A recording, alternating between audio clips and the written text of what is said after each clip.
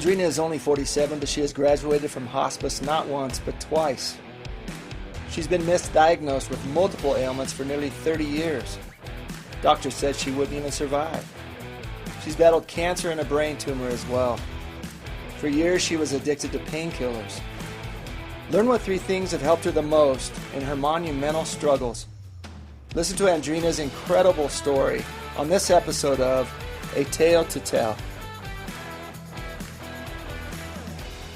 Hello, Andrina. Hello. Hi, welcome. Thank you. Thank you for joining us today. We appreciate your willingness to come out and tell such a intense and emotional story, to say the least. Before we dive into that, I want to talk about your name. You certainly have an unusual name. So, Andrina, which actually isn't your full name. So what is your full name? It's Alejandrina. Alejandrina. And what is that? It's Puerto Rican. Okay. It's a family name. It's a very common Puerto Rican name. And the funny thing is my grandfather's sister was Alejandrina, and my grandmother, his wife, his sister was Alejandrina. So it's very common. I like it. And then you just shortened it up into Andrina. Yeah, because most people can't say Alejandrina. You get tired of explaining that? Yeah. Well, this is definitely a unique story, and I know it's not polite to ask women's ages, but you look like you're in your 30s, but I know you're not. May I ask how old you are? I'll be 47 this Saturday, so the 1st of October. Well, it's kind of bewildering to me because I know your story. It's hard to believe, especially because you look so fit and healthy and always have a smile, but yet I know that there is a dark history there, and underneath all that is a background that is very disturbing. So let's just go right to that. You've graduated rather from hospice twice. That's correct. Which most people don't even do that once. No, and it's unheard of. You've done it twice. And so, when did all of your health problems start? How old were you? I was 11. I was really healthy up until 11. And all of a sudden, I just started getting sick. I would get really pale, I'd faint, I didn't have any energy, I couldn't get up in the mornings. My parents started homeschooling me sometimes because I just couldn't function at school. They couldn't figure out what was wrong with me. It took me to lots of doctors. What would the doctors tell you? They didn't know. We lived in small town Wyoming, which I'm sure, the health care wasn't as good as somewhere bigger. So we just dealt with it the best way that we could. And so you dealt with this for many, many years. You got into, was it middle school when you searched out a naturopath? So I was 7th grade when my parents took me to a naturopath. And what did they do for you? What did they say? She used a pendulum to figure out what foods I was reacting to. And the funny thing is that all these years later, I realized those were the foods that cause inflammation in my body. But we didn't realize that's what it was doing back then. Yeah, a lot of people would say that's quackery. That couldn't possibly work. So why don't you tell us a little bit about that? What are the foods that cause so much inflammation in your body? Nightshades, legumes, dairy, grains, sugar. And nightshades being potatoes, tomatoes, eggplant, peppers. Okay. Yeah. Okay. And I'm Puerto Rican, so that's tough. That's been rough. Right. That's very tough. And so you're in middle school, and she tells you these things, but were you in a position to be able to eat those things? And how did your parents feel about hearing that news? She put me on an all-white rice diet. That's all I ate for several weeks. Nothing on it, just plain white rice. Which digests really easy, but there's not a whole lot of nutrients in there, right? Right. What she was trying to do was basically clean the palate for me to be able to start eating food again. Wow, so you had to introduce some other things. What did you start introducing into? I didn't. We kept going to different doctors at that time also. She put me on like tinctures, drops put underneath my tongue that were supposed to help. Nothing really helped. I was diagnosed with chronic fatigue syndrome and something else I can't remember. You've really been through the ringer. You've been on off and on of painkillers for many, many years, right? And at one time you were addicted to painkillers. How long did you do that for? I was on fentanyl patches for a year and a half. I was on methadone, which they give for pain for people that can't do opiates, for 4.5 years.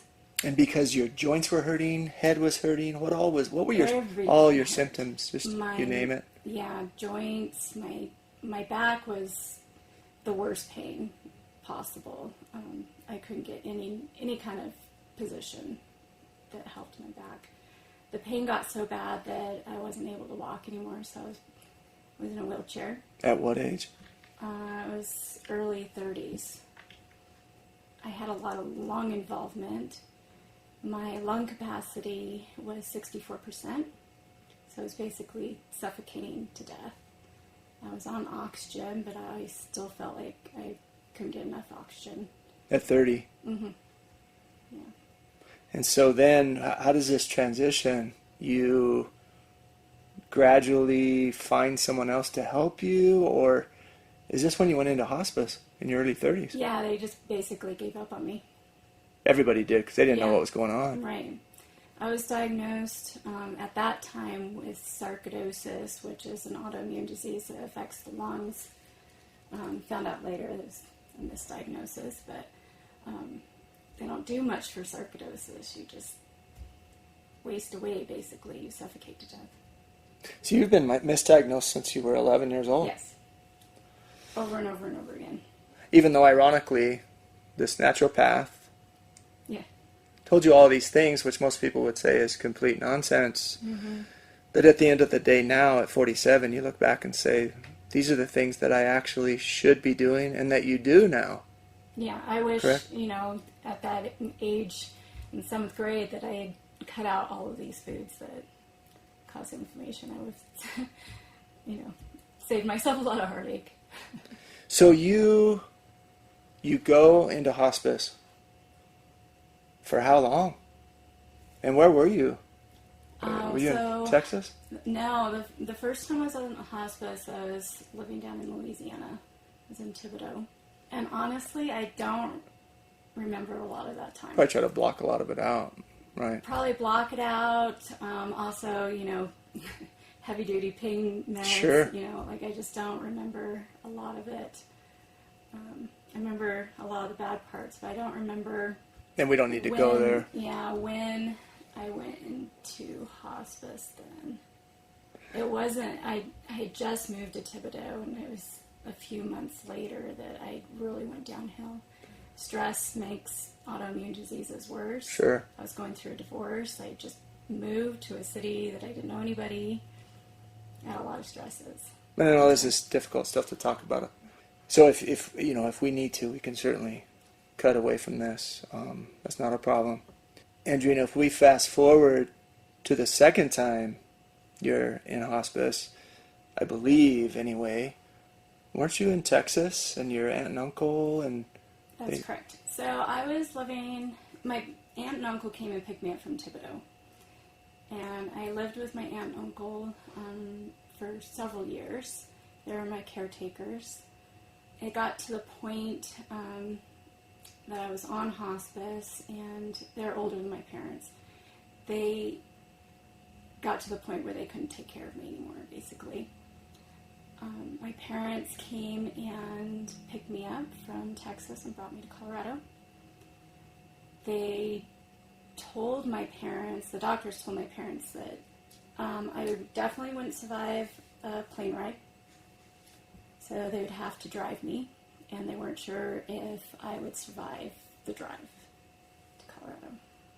And this was how many years ago? That was 9 years ago. And so did you go from Texas to Denver? To Broomfield. Okay. Where your folks live? Yes. And I lived with them, and I was on hospice. And then what brought you to Durango? Well, let's back up just a little bit. Okay. I started when I was in Broomfield. I started going to National Jewish Health, and I actually got diagnosed correctly by a pulmonologist that was there. He's like, I really don't think that you have sarcoidosis, but I definitely think you have some autoimmune stuff going on. Let me send you to a rheumatologist. And that's what he did. They diagnosed me correctly. I still had lung involvement with the autoimmune diseases that I do have. So I still kept seeing the pulmonologist. But literally, I know that he saved my life. Oh my gosh. So when you say autoimmune diseases, educate us a little bit on what that means, because an autoimmune disease is what? An autoimmune disease is where your immune system doesn't recognize your bad cells from your good cells. So when you're sick, your body naturally attacks the sickness. And a person with autoimmune disease, your body gets confused. And so instead of attacking like the virus or whatever, it starts attacking all of your connective tissue in your body. Which is why you were experiencing so much pain. That's right. Yeah. Oh my goodness. And not only did I have one autoimmune disease, I had many different ones. What was the biggest hurdle, and what did you start doing that really started making a difference for you? So they put me on medication, which helped a little bit, but I still didn't have quality of life. I was still on oxygen, still didn't have any energy, was still in quite a bit of pain. Still, used the wheelchair, and I couldn't live, I couldn't work. I was on disability. I'd been on disability since I was probably 19. And you're 38 when this was? Okay. And Yeah. now you're 47. Okay, Yeah. so 38 years old. And then, what brought you here? Well, I met my guy in Broomfield, and during 2020, the stress of everything kicked all my health problems back into gear, and we decided that it was time to make a change. We moved to a smaller place, have a quieter life, work on ourselves, and not do the bustle of city life. The other thing that brought us here was that I had a brain tumor. Which developed when? I had it for a couple years. It was benign. It was really small. The stress of 2020 made it just blow up. It just grew so much within a few months, which they thought maybe that was cancerous at that point because it grew so drastically in such a short amount of time, so they wanted to remove it. It had actually grown through my school, and so they had to remove the borders of it. There wasn't any school left. It was all tumor. So this was just 2 years ago? Yeah. My goodness. Yeah. So they took it out, and then we moved here. And you've battled other things as well. You've battled cancer before as well. Yeah. How old were you when you had cancer? I was probably around 30-ish. So if those autoimmune diseases weren't enough, and brain tumor wasn't enough, we're going to throw cancer in there. There's just a slew of things. Yeah. And the most remarkable thing for me, and I knew your story, but is to be around you on a regular basis, and you look so healthy. Well, but I know you're not. Diet and exercise, and you have a great sense of humor and a big smile. So when they say laughter is the best medicine, there must be some truth to that, right? Absolutely, 100%. Wow. So some daily rituals.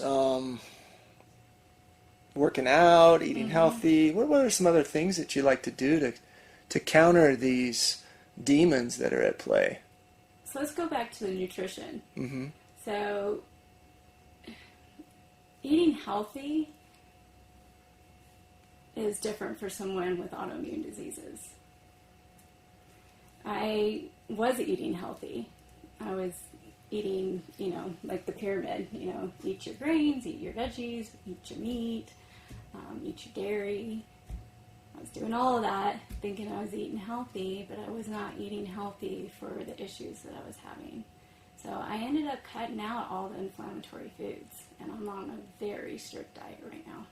Do you mind me asking what unless it's top secret, because maybe you're going to come out with a special book or something, but do you mind enlightening us to autoimmune protocol, or the autoimmune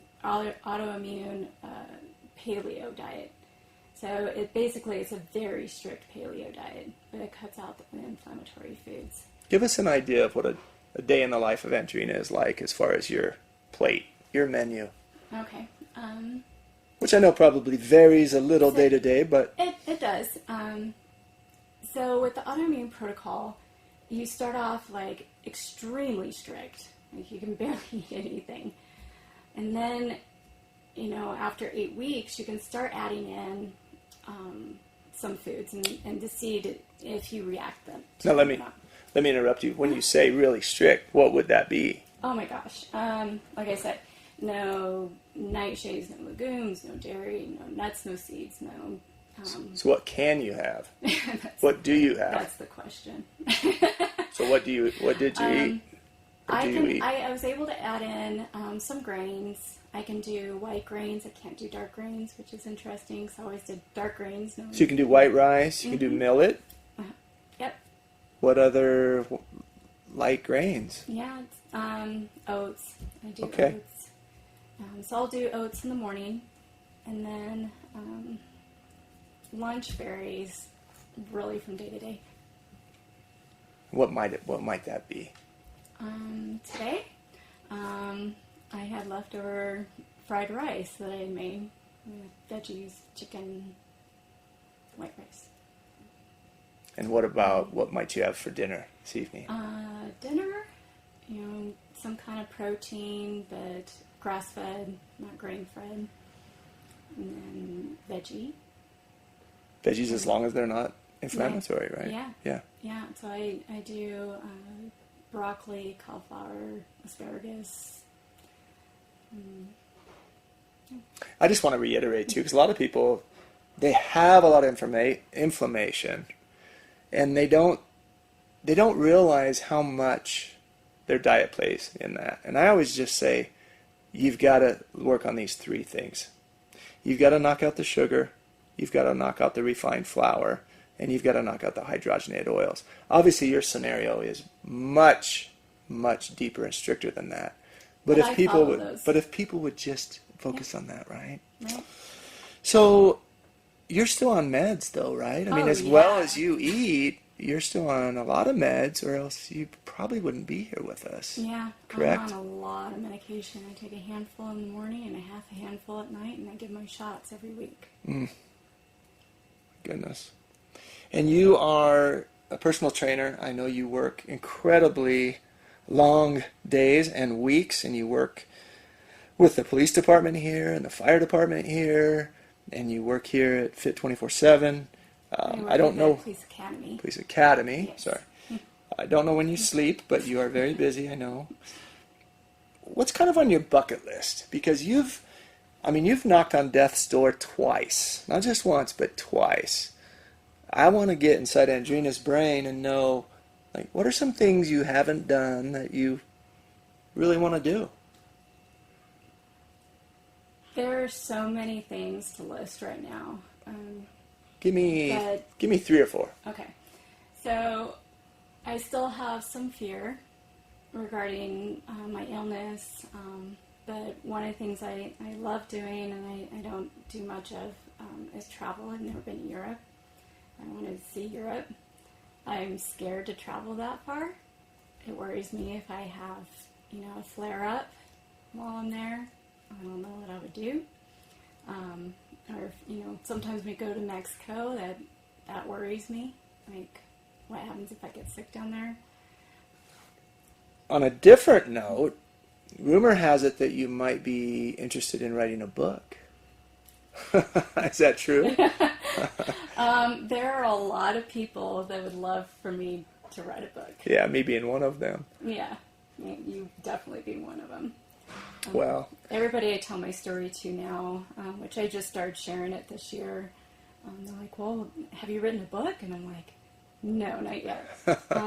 I still have a lot of post-traumatic stress from everything that I've gone through.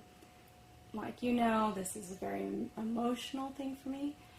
Doing this podcast is one of my baby steps to get there. Try to get over that hump of fear. Well, we really appreciate that because I can see it and feel it, and it's understandable to say the least. What are some words of wisdom you have to our listeners? Don't give up. Don't give up on your health. Get out there, do the things that you need to do. Change your diet, start exercising, go to that doctor. I know so many people that don't go to doctors. Even though I was misdiagnosed all those years, I still trust doctors. I know that, it's an educated guess, just like exercise science. It's an educated guess. Mm-hmm. We do a lot of research as personal trainers, but we do the best that we can, and I know that they are too. So science is always changing, right? Right, exactly. Absolutely. Just don't give up on yourself. It's never too late. Absolutely. Amen to that. Andrina, you are an amazing person. I mean, your attitude, your resilience, your courage, your commitment, you're so inspiring. I mean, to me, to countless people in this community. So, don't know how much you know that, but you really are. I really appreciate that. Yeah. So, man, thanks for coming here and sharing your incredible story with us. Thanks for asking me. Yeah, and we'll be looking for that book. I think again, like you said, got to have some more steps, and just as difficult as it will certainly be for you, I really believe it'd be very healing for you too to do it. I believe that too. To do it, yeah. I just need to emotionally get there. Yeah. And then it'll happen. Yeah. Well, thanks again. We appreciate you, and God bless you. I appreciate you too. Thanks. This podcast is brought to you by the popular books Wellness Toolbox 1 and 2, as well as 30 Greatest Weight Loss Tips. Get your copies today at local Durango businesses such as Nature's Oasis, Durango Natural Foods, James Ranch Market, Fit 247 Gym, and on Amazon.